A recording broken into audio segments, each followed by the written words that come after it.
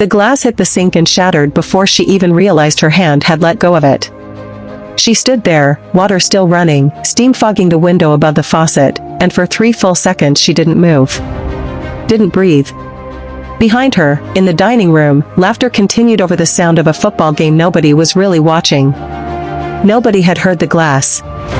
Nobody had heard what came before it either, the 2 sentences, spoken low, in Korean, between a mother and her son, who both believed the woman washing their dishes could only understand English. She understood every word. Her husband had just told his mother that he had gotten her best friend pregnant. And she hadn't said a single thing. She picked up a dish towel, wiped the counter, swept the broken glass into her palm like it was nothing, like her hands weren't shaking, and said, in her calmest voice, "Sorry, it slipped." Someone laughed from the other room and told her to be careful. She smiled at no one and kept washing dishes. That was the night everything changed. Not because she screamed. Not because she cried. Because she didn't. Before any of that, she had been Amara, 29 years old, raised in the middle of Koreatown, Los Angeles, in an apartment 2 floors above a Korean grocery store that sold rice cakes and dried squid and the sweetest strawberry milk she'd ever had as a kid. Her mother worked nights.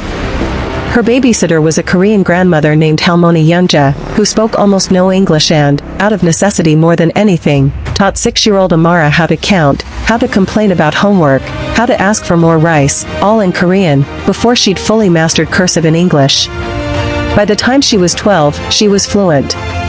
Not textbook fluent, kitchen fluent, gossip fluent, church auntie fluent. She understood tone. She understood the words people used when they thought no one outside the culture could hear them. She never advertised it. It wasn't a secret exactly, it just never came up. People saw a black woman and assumed. She let them. She met Mason 4 years earlier at a work conference in Austin. He was in tech, 6'1", the kind of charming that came from confidence rather than effort. He bought her a drink she didn't ask for and made a joke about conference lanyards that actually made her laugh. 6 months later they were living together. 14 months after that, they were married in a backyard in Pasadena with string lights and a live jazz trio, and her best friend Lauren stood beside her the entire time, holding her bouquet, crying harder than anyone in the audience. Lauren had been her best friend since sophomore year of high school. They'd survived breakups, moves, 2 funerals, 1 disastrous road trip to Vegas. Lauren was maid of honor. Lauren was the person Amara called first when anything happened, good or bad. Lauren had a key to their apartment for emergencies. Mason's parents lived in Chicago and flew out twice a year. The first time Amara met them, Mason's mother, a small, sharp-eyed woman named In-suk, had looked at the spread Amara made for dinner, roasted chicken with rosemary potatoes, and said, in English, with a tight smile, "This is very American." Amara had smiled back and said thank you, because she didn't yet understand that it wasn't a compliment. She would learn, over the years, to read the space between In-suk's words. She never let on that she could. For the first 3 years of marriage, things were good. Not perfect. Mason worked long hours, sometimes disappeared into his laptop for entire weekends chasing a promotion, and there were the small cultural gaps, the comments from his mother that landed like paper cuts, but Amara told herself this was simply what building a life together looked like. 2 people from different worlds, slowly finding the seams. Then Lauren started coming around more. At first it seemed sweet. Lauren had just gone through a breakup and needed somewhere to land, and Amara, without hesitation, told her to come over whenever. Wine on Tuesdays. Movies on Thursdays, sometimes with Mason there when he got home early, sometimes not. Amara worked late on Wednesdays running her small event planning business, so those nights it was just Lauren and Mason in the apartment, ordering takeout, watching something on the couch. Amara noticed things the way you notice a draft in a room before you find the open window. Mason's phone face down more often. A text from Lauren that said only about the thing tonight, that Mason answered with later, work stuff, and then quickly closed the thread.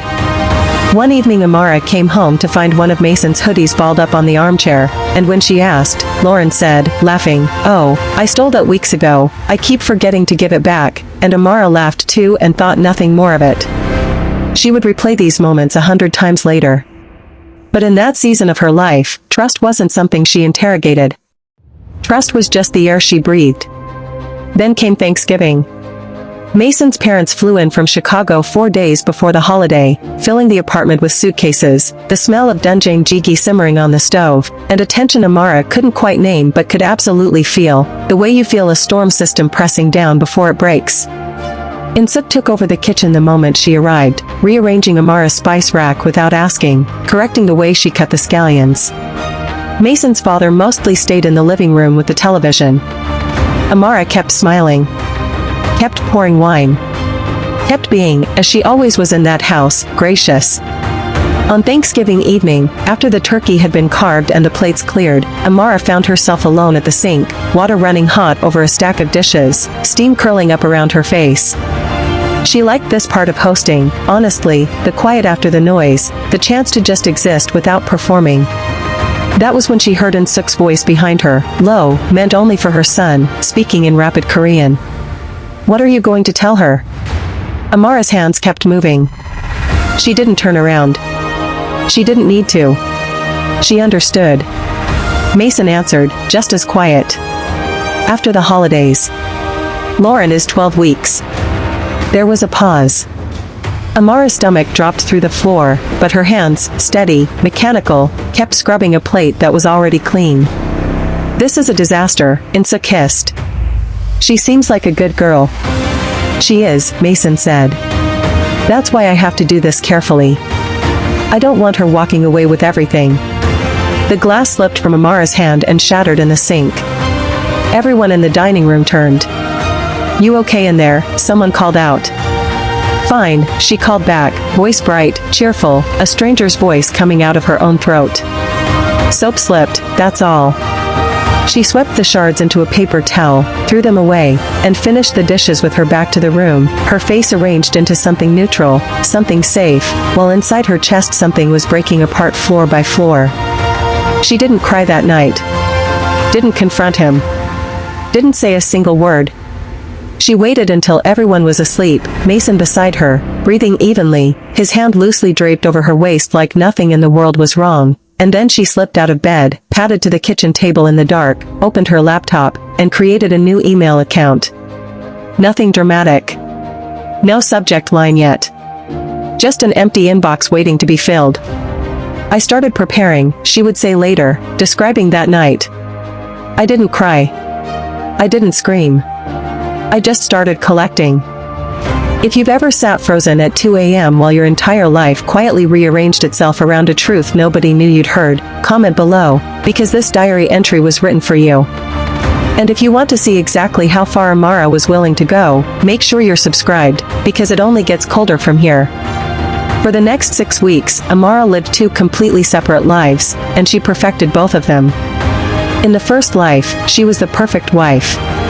She cooked Mason's favorite meals, the spicy garlic shrimp he loved, the short rib stew his mother had begrudgingly taught her, and asked about his day, his projects, his stress levels at work, nodding along as he complained about a coworker or a deadline.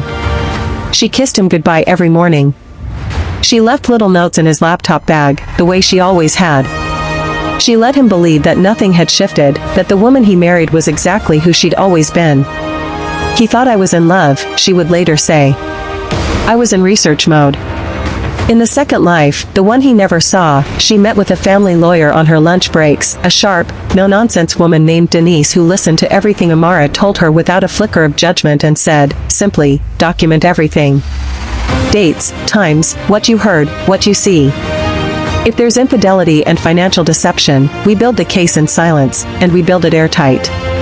Amara opened a separate bank account under her maiden name and began quietly redirecting a portion of her own earnings there, money from her business that had, for years, gone straight into a joint account she suddenly no longer trusted. She saved screenshots. She saved the group chat where Lauren had once, months ago, sent Amara a voice message that now took on a completely different weight. She played that voice message back one night, alone in her car in a parking lot, tears finally sliding down her face for the first time since the sink. Lauren's voice, warm and familiar, seriously, you're the best friend I have. I don't know what I'd do without you. Amara saved the file to 3 different places. Then she wiped her face, checked her makeup in the mirror, and drove home to make dinner. The hardest part wasn't the lawyer. It wasn't the bank account. It was Lauren. 2 weeks after Thanksgiving, Lauren called her, giddy, breathless. "Okay, don't be mad, I wanted to tell you in person, but I can't wait, I'm pregnant."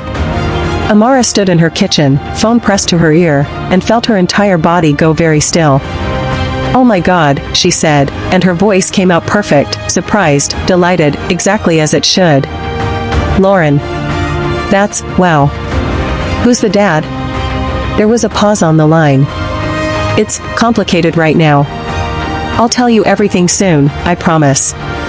But I wanted you to be one of the first to know." "Of course," Amara said. "I'm here for whatever you need."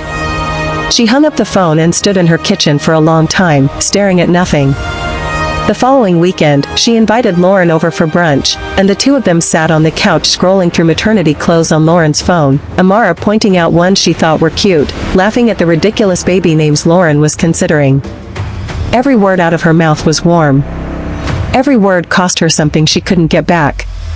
"You're being so amazing about this," Lauren told her at one point, squeezing her hand. "Seriously, Amara, you're the best friend I have." Amara smiled and squeezed back. "That's what I'm here for." She excused herself to the bathroom 5 minutes later, locked the door, sat on the edge of the tub, and pressed both hands over her mouth so no sound would escape. By the 4th week, Mason had begun pulling away in small, careless ways, coming home later, citing a big project, being short with her over things that never used to bother him. Amara absorbed each shift without complaint. "I understand," she said, every single time, and meant something entirely different by it than he thought. In week 5, Lauren asked Amara to host her baby shower. "I know it's a weird ask," Lauren said, almost shy, "but you throw the best events, and honestly, you're like family to me." Amara said yes before she could think better of it. Partly because refusing would have raised questions. Partly because some small, stubborn part of her needed to see this through to its final, ugly shape before she ended it. She spent 2 weeks planning it with the same precision she brought to every client event, soft blue and cream decor, a 3-tier cake exactly the way Lauren wanted it, a dessert table, a guest book, party favors tied with ribbon. Mason and his parents came. Insuk complimented the cake. Mason stood near the drink table for most of the party, avoiding Amara's eyes whenever their gazes crossed the room, and Amara noticed, and said nothing, and kept smiling for photos. At one point, Lauren pulled her aside near the gift table, eyes wet. "I don't know what I'd do without you," she said, the exact echo of the voice message Amara had saved weeks earlier. "You've been so incredible through this whole thing." "Of course," Amara said. "That's what family does." She took photos the entire party. Later that night, alone, she scrolled back through them slowly, one by one, and made herself look at every smiling face in every frame, Mason's, Lauren's, Insuk's, because she needed the reminder of exactly what she was dealing with. Sometimes, she would say, "I needed to hear that recording again, just to remember why I was doing any of this." The final 2 weeks moved fast. She finalized the last documents with Denise. She confirmed the new bank account had everything it needed. She secured a small apartment across town, signed under her name only, told no one, not even her mother yet. Mason grew colder and more distant by the day, disappearing into his phone at dinner, coming to bed late, sometimes not touching her at all. She let him believe distance was simply what marriage sometimes looked like. She kept every appointment. She kept every recording. She kept her face soft and unreadable, a woman patiently waiting for her husband to come back to her. He had no idea she was already gone. If you've ever had to smile at someone while quietly building the exit they didn't know was coming, like, comment, and tell me you're still here, because Amara's reckoning is next, and it is not what anyone in that family expected. The confrontation happened 3 weeks after New Year's, at a dinner Amara herself arranged, a family dinner, she called it, to celebrate the holidays properly since Thanksgiving had been so hectic. She invited Mason's parents back out from Chicago. She invited Lauren.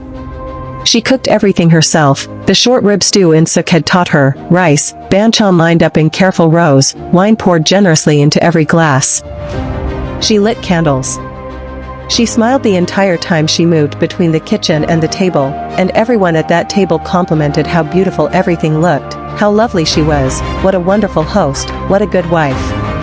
After the plates were cleared, Amara remained standing at the head of the table instead of sitting back down. The room quieted, sensing, the way rooms do, that something had shifted. I have something I want to say, Amara said, in English, her voice calm and clear. It's been a hard few months, and I think it's time everyone at this table hears the truth. Mason shifted in his seat.